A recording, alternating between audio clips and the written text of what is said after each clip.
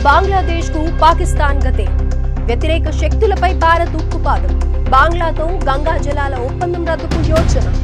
వచ్చే ఏడాది ముగియనున్న ఒప్పందం నమస్తే ఆంధ్రప్రభకి స్వాగతం నేను ప్రియాకాష్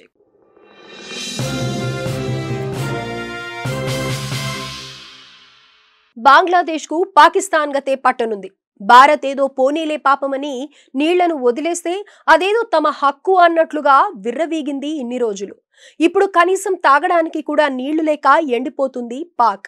సింధు జలాలు ఆగిపోవడంతో ఇప్పుడు ఆ దేశ ప్రజలే ప్రభుత్వంపై తిరగబడే పరిస్థితులు వచ్చేశాయి దీంతో భారత్ నీళ్లు ఇవ్వాల్సిందే లేకపోతే ఉగ్రదాడులు చేస్తాం ప్రాణాలు తీసేస్తామంటుంది కానీ పాక్ ఉడత బెదిరింపులను భారత్ కనీసం పట్టించుకోవడం లేదు ఇక ఇప్పుడు బంగ్లాదేశ్ కు కూడా ఇలాంటి పరిస్థితే రాబోతోంది బంగ్లాదేశ్ కు ముఖ్యమైన నీటి వనరుగా గంగా నది అయితే ఈ నదీ జలాల ఒప్పందాన్ని రద్దు చేయాలని భావిస్తోంది భారత్ ఇరు దేశాల మధ్య ఈ నదీ జలాల కోసం చాలా కాలం పాటు చర్చలు జరగగా డిసెంబర్ 12, 1996లో ఒప్పందం కుదిరింది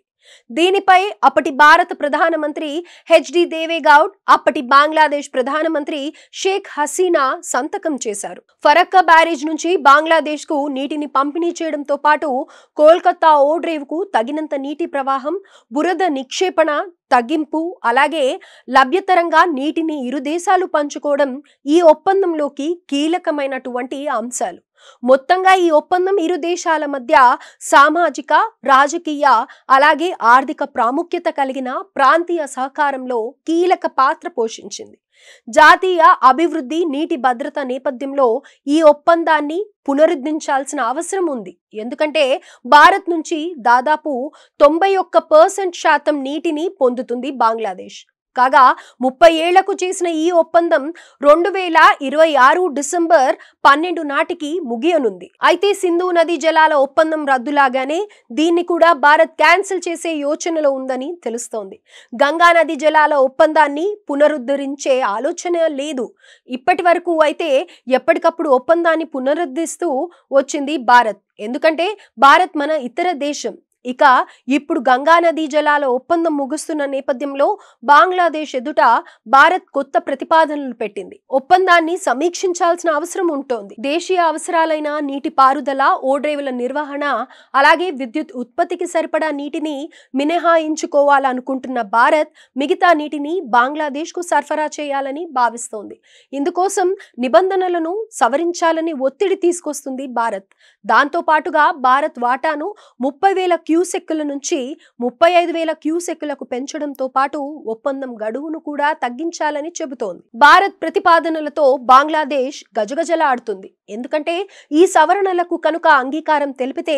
బంగ్లాదేశ్ కు నీటి ఎద్దడి తప్పదు దీనికి ముఖ్య కారణం బంగ్లాదేశ్ ఆర్థిక వ్యవస్థ ఎక్కువగా నదులపైనే ఆధారపడి ఉండటం ఆ దేశంలో మొత్తం 400 నదులు ప్రవహిస్తుండగా అందులో 54 నదులు భారత్ లో పుట్టినవే ఇక వీటిలో 53 నదులు భారత్ నుంచి బంగ్లాదేశ్ లోకి ప్రవహిస్తున్నాయి సో బంగ్లాదేశ్ లో సాగు తాగునీటితో పాటు పరిశ్రమలకు కూడా ఈ నదులు నీరే ఆధారం ఇప్పుడు ఒప్పందం నిబంధనల్లో మార్పులు చేస్తే అది కాలక్రమేణా తీవ్ర ప్రభావాలు చూపించే అవకాశం ఉంది దీంతో బంగ్లాదేశ్ లో వణుకు మొదలైంది కానీ భారత్ మాత్రం ఈ సవరణల కోసం రెడీగా ఉన్న సంకేతాలనే ఇచ్చేసింది అంతేకాదు ఇటీవల అంటే ఈ ఏడాది మార్చి 6న భారత్ బంగ్లా సంయుక్త నదీ కమిషన్ సాంకేతిక బృందాల భేటీ జరిగింది ఇందులో ముఖ్యంగా గంగా నదీ జలాల పంపిణీపై చర్చించారు ఇరు దేశాల ప్రతినిధులు అలాగే భవిష్యత్తులో ఈ ఒప్పందం ఎలా ఉండాలనే దానిపై సిఫార్సులు చేయడానికి ఓ సాంకేతిక కమిటీని ఏర్పాటు చేశారు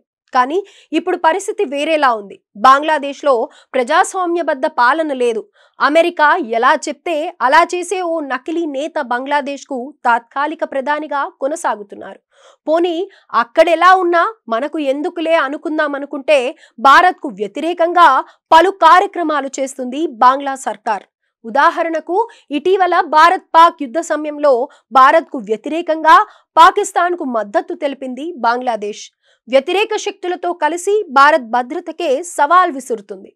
పాకిస్తాన్ విషయంలోనే కాదు, అటు చైనాతో రక్షణ ఒప్పందాలు, ఐక్యరాజ్య సమితిలో భారత్ వ్యతిరేక తీర్మానాలకు సపోర్ట్, రాడికల్ సంస్థల ప్రోత్సాహం వంటి పలు చర్యలకు పాల్పడుతూ వస్తోంది బంగ్లాదేశ్. సో అలాంటప్పుడు భారత్ కు ఈ వ్యతిరేక శక్తులను పెంచి పోషించాల్సిన అవసరం లేదు. మన వెనుక ఉండే గుంతలు తవ్వే వాళ్ల కోసం ఆలోచన చేయవలసిన పని కూడా లేదు. ఎప్పటికప్పుడు దౌత్య సంబంధాల్లో పెను మార్పులు చోటు చేసుకుంటున్న నేపథ్యంలో సుదీర్ఘమైన ఒప్పందాలను భారత్ కోరుకోవడం లేదని స్పష్టమవుతోంది. అందుకే బంగ్లాదేశ్తో ముగుస్తున్న ఒప్పందాన్ని పూర్తిగా రద్దు చేయాలని భావిస్తోందట భారత ప్రభుత్వం.